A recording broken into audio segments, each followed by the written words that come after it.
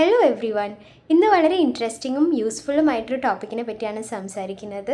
കല്യാണത്തിന് മുന്നേ നമ്മൾ പാർട്ട്നേഴ്സായിട്ട് ഡിസ്കസ് ചെയ്യേണ്ട കുറച്ച് പോയിൻറ്റ്സ്. ഇന്നത്തെ കാലത്ത് പെൺകുട്ടികൾക്ക് കല്യാണം കഴിക്കാൻ ചെറിയൊരു പേടിയുണ്ട്. ആൺകുട്ടികൾക്കാണെങ്കിൽ പെൺകുട്ടികളെ കിട്ടണില്ല എന്നുള്ളൊരു വിഷമമുണ്ട്. അപ്പോൾ കല്യാണം കഴിച്ചു കഴിഞ്ഞാൽ എന്തായിരിക്കും എന്നുള്ളൊരു ടെൻഷനാണ് മിക്കവർക്കും. അപ്പോൾ കുറച്ച് കാര്യങ്ങൾ നമ്മൾ കല്യാണത്തിന് മുന്നേ തന്നെ ഡിസ്കസ് ചെയ്ത് അതൊന്ന് സെറ്റാക്കി കഴിഞ്ഞ് കഴിഞ്ഞാൽ കല്യാണം കഴിഞ്ഞിട്ട് നിങ്ങൾക്ക് അത്രയ്ക്ക് ബുദ്ധിമുട്ടുണ്ടായിരിക്കില്ല. ലൈഫ് കുറച്ചും കൂടി ഈസിയർ ആയിരിക്കും. അതിൽ ഫസ്റ്റ് ആൻഡ് ഇമ്പോർട്ടൻറ്റ് പോയിൻറ്റ് കേൾക്കുമ്പോൾ കുറച്ച് സില്ലിയായിട്ട് തോന്നുമെങ്കിലും നിങ്ങൾക്കത് കല്യാണം കഴിയുമ്പോഴാണ് അതിൻ്റെ ഇമ്പോർട്ടൻസ് മനസ്സിലാവുക. നമ്മുടെ വീട്ടിൽ ആരാണ് കുക്കിംഗ് ചെയ്യാൻ പോണത്, ആരാണ് ക്ലീനിങ് ചെയ്യാൻ പോണത്, ആരാണ് ഓർഗനൈസ് ചെയ്യാൻ പോണത്, അങ്ങനത്തെ കാര്യങ്ങളെ പറ്റിയിട്ട് ഡിസ്കസ് ചെയ്യുന്നത് വളരെ നല്ലതായിരിക്കും. കാരണം എന്താണെന്നുണ്ടെങ്കിൽ ഇന്നത്തെ കാലത്ത് പെൺകുട്ടികളാണെങ്കിലും ആൺകുട്ടികളാണെങ്കിലും വീട്ടിൽ അങ്ങനെ ഭയങ്കരമായിട്ട് പണിയെടുത്തിട്ടൊന്നും പരിശീലിച്ചിട്ടുള്ളവരായിരിക്കില്ല. മെജോറിറ്റിയുടെ കാര്യമാണ് കേട്ടോ ഞാൻ പറയുന്നത്. നമുക്ക് എല്ലാവർക്കും അമ്മമാർ തന്നെ കുക്ക് ചെയ്ത് തരും, നമ്മുടെ കാര്യങ്ങളൊക്കെ അമ്മമാർ നോക്കണം, അല്ലെങ്കിൽ പേരൻസ് നമുക്ക് വേണ്ടി സപ്പോർട്ട് ചെയ്യുന്നു. അപ്പോൾ നമുക്ക് അതിൻ്റെ ഒരു ബുദ്ധിമുട്ട് ഇതുവരെ അറിഞ്ഞിട്ടുണ്ടായിരിക്കില്ല കല്യാണം കഴിക്കണ വരെ. വല്ലപ്പോഴും ഒന്ന് കിച്ചണിൽ കയറി എന്തെങ്കിലും കുക്കിംഗ് പരീക്ഷിക്കും, അല്ലെങ്കിൽ ക്ലീനിങ് ചെയ്യും വീട്. അങ്ങനെ ഒരു സാഹചര്യത്തിൽ നിന്ന് പെട്ടെന്ന് കല്യാണം കഴിച്ചു വരുമ്പോൾ ഇതാര് ചെയ്യും എന്നുള്ളൊരു കൺഫ്യൂഷൻ ഉണ്ടായിരിക്കും. അത് നിങ്ങൾ തുടക്കത്തിലേ തന്നെ നിങ്ങളുടെ പാർട്ട്ണറായിട്ട് ഡിസ്കസ് ചെയ്യണം. എനിക്ക് ഇത്രയൊക്കെയാണ് അറിയാം, നിങ്ങൾക്കും ഇത്രയും അറിയണം, അല്ലെങ്കിൽ നിങ്ങൾ എന്നെ ഹെൽപ്പ് ചെയ്യണം, അല്ലെങ്കിൽ നമുക്കിത് കമ്പൈൻ ആയിട്ട് ചെയ്യണം. അങ്ങനെയുള്ളൊരു ഡിസ്കഷൻ വളരെയധികം ഇമ്പോർട്ടൻ്റ് ആണ്. അല്ലെങ്കിൽ അത് കല്യാണം കഴിച്ച് കഴിയുമ്പോൾ ഒരു ആൾക്ക് മാത്രം ഭയങ്കര ഒരു ബേർഡൻ ആയിട്ട് വരും. മോസ്റ്റ്ലി അത് പെൺകുട്ടിയായിരിക്കും. അപ്പോൾ അങ്ങനെ ഒരു ബേർഡൻ ഒഴിവാക്കാനായിട്ട് നമുക്ക് കല്യാണത്തിന് മുന്നേ തന്നെ ഇത് ഡിസ്കസ് ചെയ്യുന്നത് വളരെ നല്ലതാണ്. പിന്നെ ഇതിൻ്റെ ഇമ്പോർട്ടൻസ് എന്താണെന്നുണ്ടെങ്കിൽ ഒരു ദിവസത്തെയോ 2 ദിവസത്തെയോ കാര്യമല്ല, ഇത് ലൈഫ് ലോങ് ആയിട്ട് നമ്മൾ ചെയ്തുകൊണ്ടിരിക്കേണ്ട ഒരു കാര്യമാണ്. നമുക്ക് ഒരു ദിവസം കുക്ക് ചെയ്യുക അല്ലെങ്കിൽ 2 ദിവസം ക്ലീൻ ചെയ്യുക അതൊരു ബുദ്ധിമുട്ടുള്ള കാര്യമല്ല. പക്ഷെ നമ്മളിത് ലൈഫ് ലോങ് ആയിട്ട് ചെയ്യുമ്പോൾ നമുക്കത് ഭയങ്കര ബേർഡനായിട്ട് തോന്നും. അപ്പോൾ നമുക്ക് അത് ഡിസ്കസ് ചെയ്ത് നമ്മൾ രണ്ടാളും ഈക്വലി നമ്മുടെ വീടിൻ്റെ റെസ്പോൺസിബിലിറ്റി ഏറ്റെടുക്കും എന്നുള്ളത് തീരുമാനിച്ചിട്ട് വേണം കല്യാണം കഴിക്കാൻ. ഇല്ലെങ്കിൽ കല്യാണം കഴിഞ്ഞ് കഴിഞ്ഞാൽ പെട്ടുപോകും. രണ്ടാമത്തെ ഏറ്റവും ഇമ്പോർട്ടൻ്റ് ആയിട്ടൊരു കാര്യമാണ് നമ്മൾ എവിടെ സെറ്റിൽ ആവും എന്നുള്ളത്.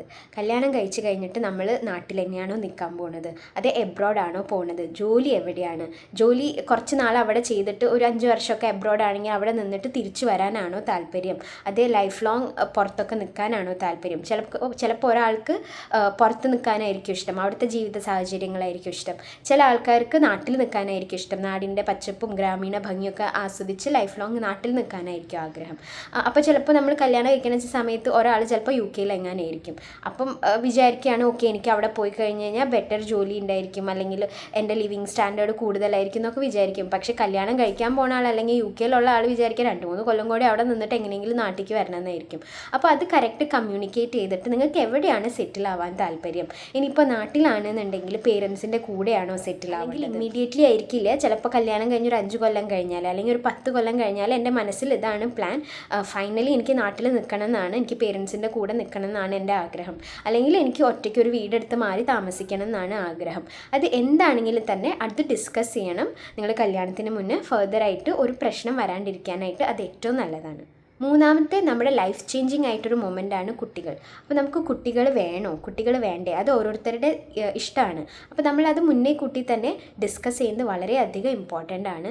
കുട്ടികൾ വേണമെന്നുണ്ടെങ്കിൽ തന്നെ എത്ര കുട്ടികൾ വേണം, ഏത് ഏജിൽ വേണം എന്നുള്ളത് വളരെ ഇമ്പോർട്ടൻ്റ് ആണ്. കാരണം നമുക്ക് നമ്മുടെ കരിയർ ഗ്രോ ചെയ്യാനും കരിയർ അതിനനുസരിച്ച് ബിൽഡ് ചെയ്യാനും ഒക്കെ അത് വളരെ ഇമ്പോർട്ടൻ്റ് ആയതുകൊണ്ട് ഏത് ഏജിൽ കുട്ടികൾ വേണം, അതേ കുട്ടികൾ വേണോ വേണ്ടേ, അത് ചിലപ്പം കല്യാണത്തിന് മുന്നൊക്കെ വേണ്ടാന്ന് വിചാരിച്ചിട്ട് പിന്നെ ചിലപ്പോൾ ഫാമിലിയുടെ ഒരു പ്രഷറോ അല്ലെങ്കിൽ സൊസൈറ്റിയുടെ ഒരു പ്രഷറോ കൊണ്ടൊക്കെ വേണ്ടി വരും.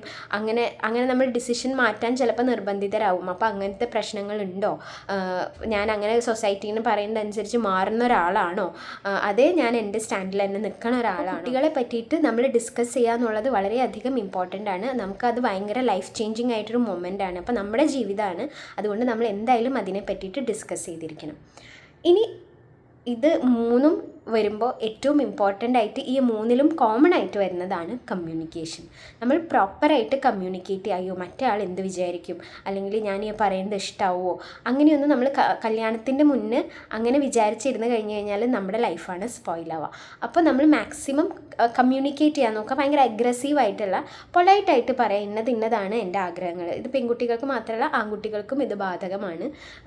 ആരാണെങ്കിലും നമ്മുടെ മനസ്സിൽ ഇന്നതാണ്, ഞാൻ ഇതാണ് എക്സ്പെക്റ്റ് ചെയ്യണത് എന്ന് പൊളൈറ്റായിട്ട് പറയാനായിട്ട് ശ്രമിക്കും. പിന്നെ വേറൊരു ഇമ്പോർട്ടൻറ്റ് കാര്യം എന്താണെന്നുണ്ടെങ്കിൽ, നമ്മൾ കല്യാണം കഴിച്ച് കഴിഞ്ഞ് കഴിഞ്ഞാൽ എന്തായാലും നമ്മുടെ പാർട്ട്ണറായിട്ട് വളരെയധികം ഡിസഗ്രിമെൻറ്റ്സ് ഉണ്ടായിരിക്കും. കാരണം എന്താണെന്നുണ്ടെങ്കിൽ രണ്ടാൾക്കാരും രണ്ട് സാഹചര്യത്തിൽ നിന്ന് ജീവിച്ച് വളർന്ന ആൾക്കാരാണ്. ഇപ്പം നമ്മൾ നമ്മുടെ സിബ്ലിങ്സ് അല്ലെങ്കിൽ നമ്മുടെ പേരൻസ് ഒക്കെ ആയിട്ട് തന്നെ ഡിസഗ്രിമെൻറ്റ്സ് ഉണ്ടാവും. നമ്മൾ എല്ലാ ദിവസവും ഒന്നിച്ച് ജീവിച്ച് വളർന്ന ആൾക്കാരാണെങ്കിൽ കൂടി ഡിസഗ്രിമെൻറ്റ്സ് ഉണ്ടാവാറുണ്ട്.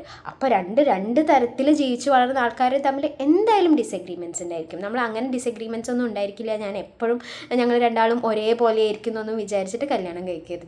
എന്തായാലും ഡിസഗ്രിമെൻറ്റ്സ് ഉണ്ടായിരിക്കും. നമ്മളത് എങ്ങനെ ഹാൻഡിൽ ചെയ്യുന്നത് എന്നുള്ളതാണ് ഭയങ്കര ഇമ്പോർട്ടൻ്റ് ആയിട്ടുള്ള കാര്യം. അപ്പോൾ നമ്മളിത് ഹാൻഡിൽ ചെയ്യുമ്പോൾ നമ്മൾ ഭയങ്കര ഒരു ദേഷ്യം വന്നിരിക്കുന്ന സമയത്താണ് നമ്മൾ ഇതിനെപ്പറ്റി സംസാരിക്കാൻ പോകുന്നത്. എന്ത് വിഷയമാണെങ്കിലും അതിനെപ്പറ്റി സംസാരിക്കാന്നുണ്ടെങ്കിൽ അത് പിന്നെയും വഷളാവുള്ളൂ. അപ്പോൾ നമ്മൾ എന്ത് ചെയ്യണം, കുറച്ചൊരു ബ്രേക്ക് എടുക്കുക. നമ്മളിപ്പോൾ ഒരു പെട്ടെന്ന് ഒരു പ്രശ്നം ഉണ്ടായി എന്നുണ്ടെങ്കിൽ അപ്പം തന്നെ അതിനെ പറ്റിയിട്ട് നമ്മൾ ഭയങ്കരമായിട്ട് സംസാരിക്കാണ്ട് ഒന്നൊരു ബ്രേക്ക് എടുത്ത് മേ ബി നെക്സ്റ്റ് ഡേ അല്ലെങ്കിൽ സെയിം ഡേ തന്നെ ഒരു 1 hour കഴിഞ്ഞിട്ട് അപ്പോഴേക്കും നമുക്ക് കുറച്ചും കൂടി കൂളാവും. നമുക്ക് അങ്ങോട്ടും ഇങ്ങോട്ടും പറയുന്ന കാര്യങ്ങൾ ഇത്തിരിയും കൂടി മനസ്സിലാവും. നമ്മളൊരു ഹീറ്റഡ് ആർഗ്യുമെൻ്റ് ഒരിക്കലും സക്സസ്ഫുൾ ആയിരിക്കില്ല. അപ്പോൾ കുറച്ചൊരു സമയം എടുത്തിട്ട് നമ്മളൊന്ന് കാമായതിന് ശേഷം പരസ്പരം അങ്ങോട്ടും ഇങ്ങോട്ടും ബഹുമാനത്തോട് കൂടിയിട്ട് കാര്യങ്ങൾ സംസാരിച്ച് മനസ്സിലാക്കാൻ ട്രൈ ചെയ്യും. അപ്പോൾ അത്രയേ ഉള്ളൂ. ആക്ച്വലി ഇത് മാത്രമല്ല, ഇനിയും കുറേ കാര്യങ്ങളുണ്ട്. പക്ഷെ ഞാൻ ഏറ്റവും ബേസിക് ലെവലിൽ നിന്നിട്ടും ഏറ്റവും പ്രാക്ടിക്കലായിട്ടുള്ള കാര്യങ്ങളാണ് നിങ്ങളായിട്ട് ഷെയർ ചെയ്തത്. നിങ്ങളുടെ ഏതെങ്കിലും ഒരു കല്യാണം കഴിക്കാൻ പോണ കസിനോ അല്ലെങ്കിൽ ഫ്രണ്ടിനോ ഇത് യൂസ്ഫുൾ ആവുന്നുണ്ടെങ്കിൽ ഷെയർ ചെയ്ത് കൊടുക്കൂ. പിന്നെ ഞാൻ പറഞ്ഞതുപോലെ തന്നെ ഞാൻ നിങ്ങളായിട്ട് ഡിസ്കസ് ചെയ്യാനോ നിങ്ങളുടെ പ്രോബ്ലംസ് കേൾക്കാനോ ഞാൻ റെഡിയാണ്. എൻ്റെ മെയിൽ ID ഞാൻ തരാം. നിങ്ങൾക്ക് അങ്ങനെ എന്തെങ്കിലും പ്രശ്നമുണ്ട്, നിങ്ങൾക്കൊന്ന് ഷെയർ ചെയ്യണം എന്നുണ്ടെന്നുണ്ടെങ്കിൽ എൻ്റെ മെയിൽ IDയിലേക്ക് നിങ്ങൾക്ക് മെസ്സേജ് അയക്കാം. നമുക്ക് വരുന്ന എപ്പിസോഡുകളിൽ അതിനെപ്പറ്റി ഡിസ്കസ് ചെയ്യാം.